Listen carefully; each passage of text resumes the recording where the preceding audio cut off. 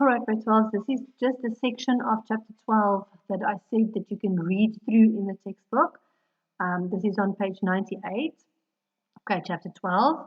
Just remember, we do not expect you to memorize statistics. All right. So basically what this is, the inflation problem in South Africa. You'll see the first section here, we speak about historically, what was the inflation doing in South Africa? And then what does the Reserve Bank? Remember, the Reserve Bank must maintain price stability. So in this section, we are going to just look at some of the things that the Reserve Bank is going to look at in the short term and in the long term when they try to forecast the inflation, where they're trying to see if inflation is going to increase or decrease in the future. All right. So this is just to give you an idea of inflation expectations, kind of what the Reserve Bank looks at when they make their interest rate decision, because they need to see what they think inflation is going to be doing in the future. All right. Now, obviously, this first paragraph here, all of that you can see it's statistics. Okay. So literally, you are going to not look at that.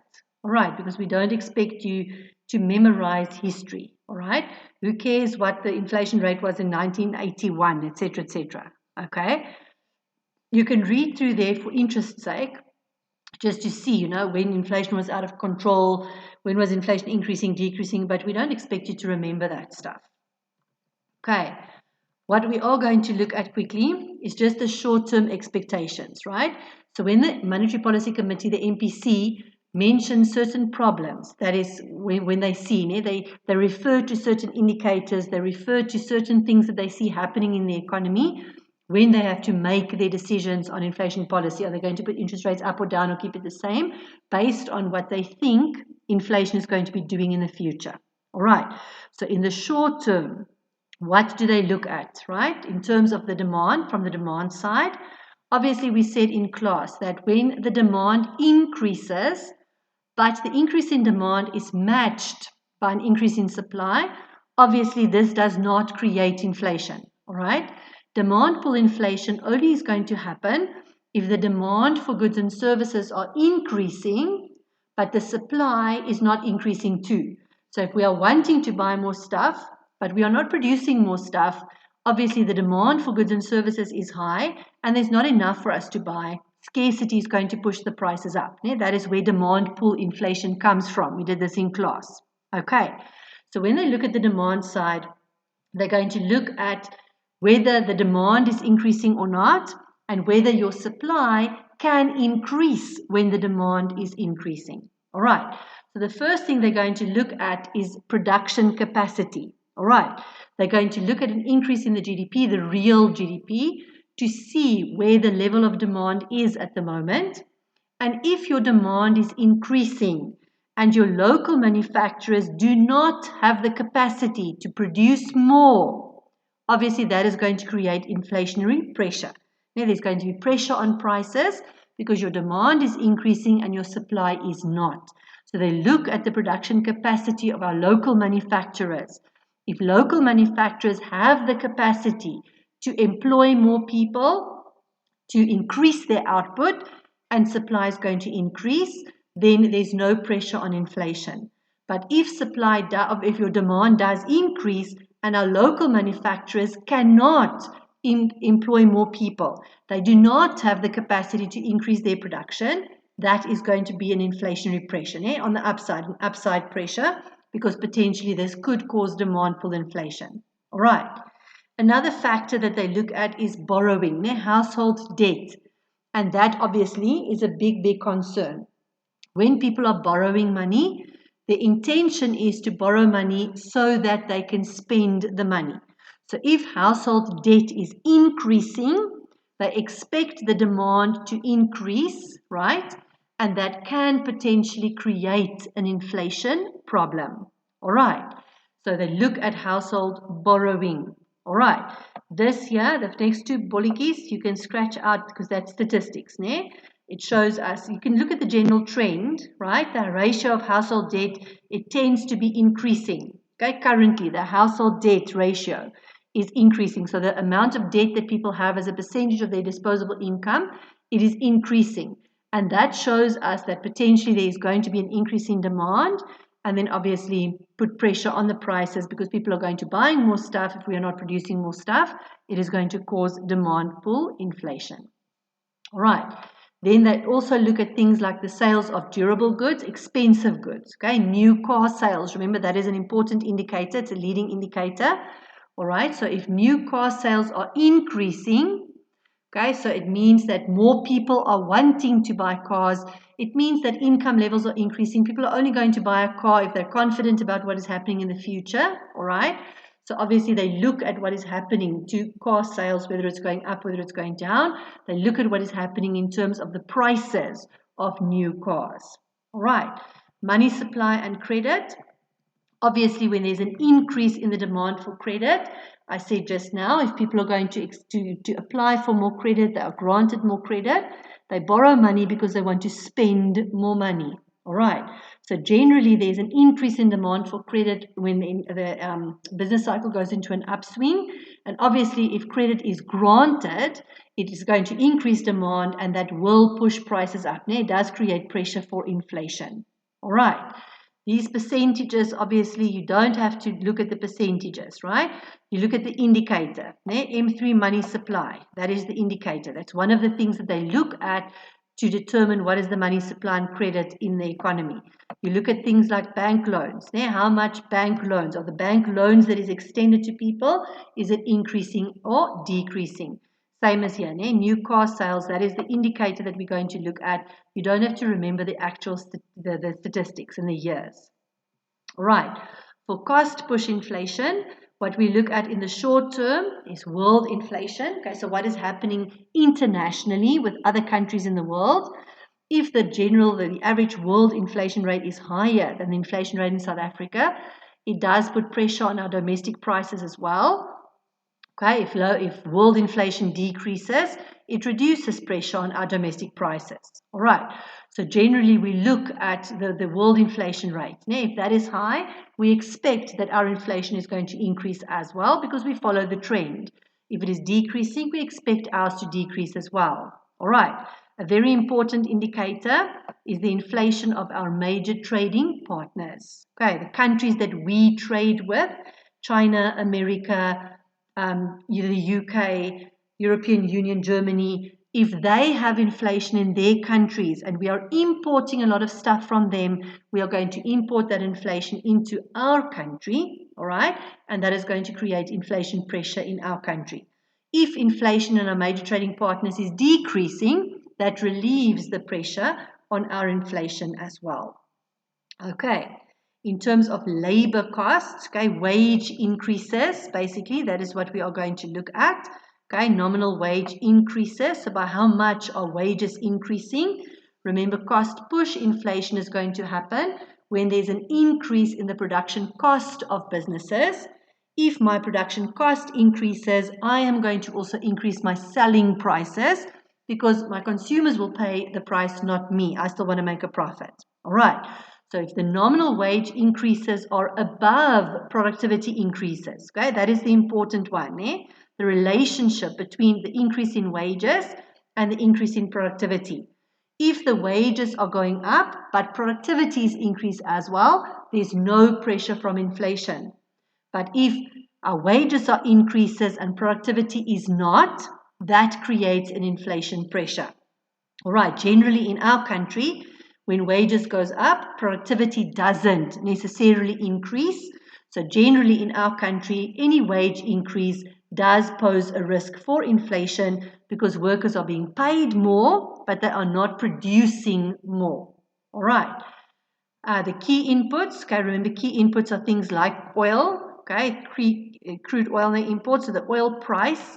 That is an important indicator that we're also going to look at, okay? So we need to monitor closely, obviously, what is happening with the oil price that we have no control over, all right?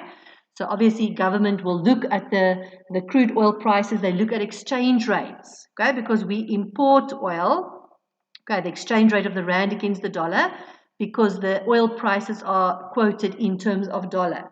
So when crude oil prices are increasing, we pay more for oil. Oil is used to produce electricity, petrol, okay, which is used in our factories.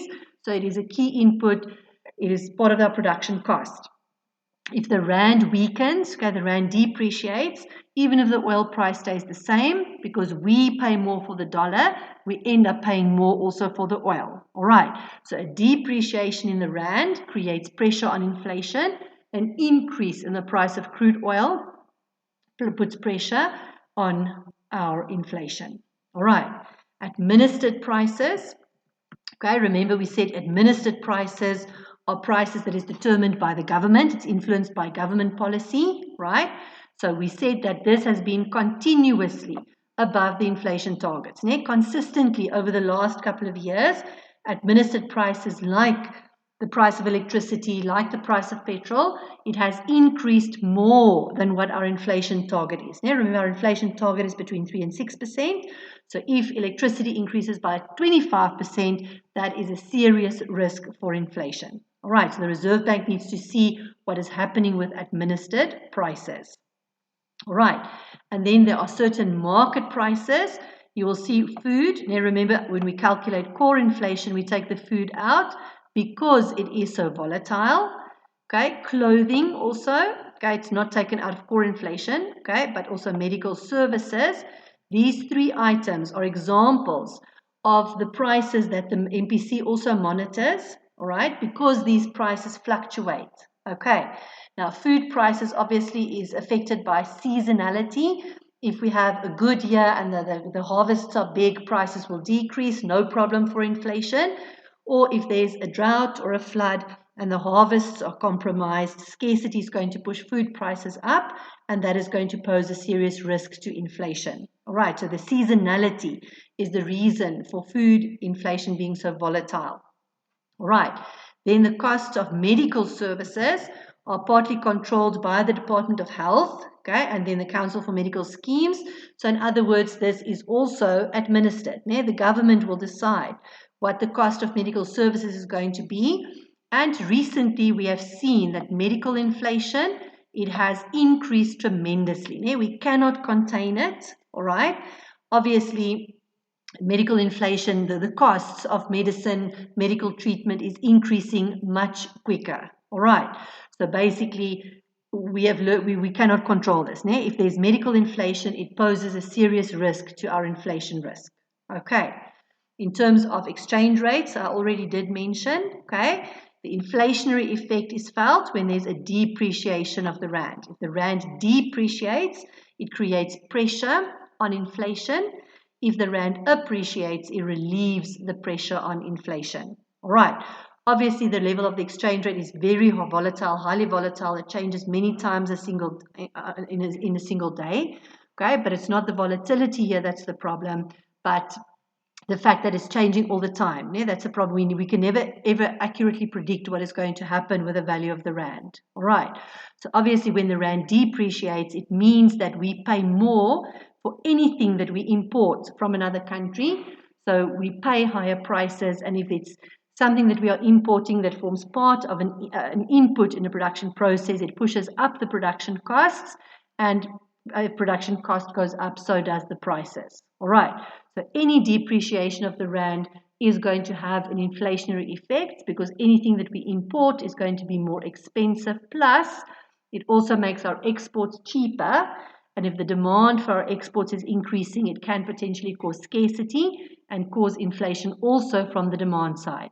All right, so depreciation of the rand is an extremely serious risk for inflation. Okay, that's your short-term expectations. If we look at the long-term expectations, okay, in terms of infrastructure, all right, obviously when the government invests in infrastructure, they are basically injecting a huge amount of money into the economy, and we've seen that those injections will multiply and create very big increases in total income. All right, but in the meantime, we are injecting money into the economy, but we are not increasing the supply of goods and services. All right, so it does potentially cause demand pull inflation if the government is involved in infrastructure projects. Okay, so the MPC will basically be looking at what infrastructure projects the government is planning and how much money the government is intending on injecting into the economy through its expansion of infrastructure. All right, but obviously inflationary pressures are being caused if there's inadequate capacity. Okay, for example, if we do not have electricity, it is an inflationary pressure. Okay, the cost of financing these projects with what the government budget for is always less than what they actually end up paying. So they assume that the injection is going to be X amount. They never stick to the budget. They obviously always go over the cost. So the injection is always bigger than what we expect it to be. Okay, in terms of energy, okay, liquid fuels, petrol and diesel, obviously, that is produced from imported crude oil. All right, this is a direct cost item for both households and businesses. Everybody has to pay for petrol and diesel. All right, so obviously the pricing of locally produced goods are comparative also to the international prices. All right, so we apply import parity pricing, IPP. Okay, so Sasol, which is making petrol locally from local coal. They do not import oil. Petro SA takes gas, natural gas, and they convert that into liquid fuel. But the pricing of our locally goods are also priced at the same level as if it was imported. Right. So they take their own domestic production cost plus transport costs, insurance, import duties, or whatever that other producers like Engen, for example, would have that imports the oil. All right, so it's comparative to the international prices. Obviously, if the price of liquid fuels goes up, it causes more inflation, okay? Because your petrol, your diesel is an input into production processes. All right. Okay, so obviously it does, when prices of liquid fuels increase, it does create inflationary pressure from the cost push side, from the supply side. All right, in terms of the fuel stock that is available, our local refineries, Sasol and Petro SA, operate at full capacity. There's nothing that they can do to increase the amount that they are actually producing. Okay, Petro SA they do plan to build another refinery near PE, okay, but that is only a plan, it hasn't happened yet. So local stock obviously is not enough. We cannot possibly create enough local fuel to alleviate the pressure should there be internet, if the oil price goes up or if the exchange rate depreciates. There's no way that we can decrease our imports of liquid fuel because in South Africa we simply do not have the capacity to only use our own fuel. Now we need the additional ones that we import. There's no way that we can run our entire economy on what we are able to produce here. Now we have shortages. We do not have the full capacity to actually not rely on oil imports. So oil prices and the exchange rate definitely will have an effect on the long run as well. Okay, in terms of electricity, okay, obviously we know about Eskom's lack of capacity. Okay, they are unable to deliver uninterrupted services. They don't have the capacity to provide a constant supply of electricity. We are faced with load shedding, in which cases business can't work, etc. All right. So obviously the building of the new power station Medupi, all of that, it has serious implications, financial implications for the government. They do not have the capacity to supply a constant supply of electricity to their entire economy throughout the year. Obviously the ideal would be to increase their capacity, but that is going to cost money. All right. And as I said, we know that Eskom's increases has been consistently above our inflation target. All right. And obviously that will have an effect, a negative effect on the inflation. It does create an inflationary pressure. All right. In terms of labor, again with the wage increases, okay, obviously we have a shortage in our country of skilled and highly skilled workers. There's delays in getting work permits. It's difficult for us to recruit workers from overseas or from other countries with the necessary skills because of the red tape, the bureaucracy in getting work permits going to get permission for them to actually come and work in our country. And even foreign businesses who invest in South Africa that open branches of multinationals in our country, even for them it's very difficult to bring along qualified workers from their own countries. All right. And obviously we discussed already there's wage increases that inevitably is going to lead to an increase in production cost and selling prices. All right. So that obviously does create a risk for inflation as well. We discussed it in the short run. The same risk remains in the long run as well. Okay. Exchange rate depreciation. I already mentioned this. During the depreciation, obviously, it is an inflation risk because our imports become more expensive, so it contributes to cost push inflation. At the same time, our exports becomes cheaper, contributing to also to demand pull inflation. All right, so obviously a weak rand does increase our inflationary pressure as well. And then lastly, in terms of social spending, obviously the government is always pressurized to increase social spending, to increase the amount of the child grant and the pension fund, etc. Okay, especially on the grant system.